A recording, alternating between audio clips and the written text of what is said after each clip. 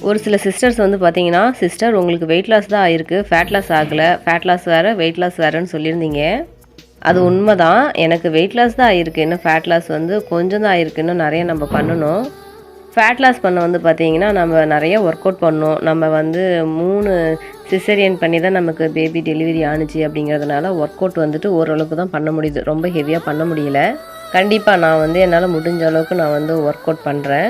இப்பயே வந்து பார்த்தீங்கன்னா, வீக்லி 3 டேஸ் மட்டும் தான் ஒர்க் அவுட் பண்றேன்.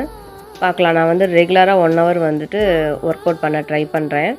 அப்படி பண்ணி நான் வந்து ஃபேட் லாஸ் வந்து பண்ண ட்ரை பண்றேன். இந்த வெயிட் லாஸ் ஜர்னி ஸ்டார்ட் பண்ணதுலேருந்தே அதிகமா சிறுதானிய உணவுகள் தான் எடுத்துக்க ஆரம்பிச்சுட்டேன். இன்னைக்கு வந்து பார்த்தீங்கன்னா, திணை காளான் பிரியாணி. தினைய அப்படியே நம்ம வேக வச்சு சாதம் மாரி எடுத்துட்டோம்னா, கொஞ்சம் கூட சாப்பிட முடியல. அதனால காளான் பிரியாணி மாரி செஞ்சுட்டேன். மத்த பிரியாணி எப்படியோ அதே போல தான்.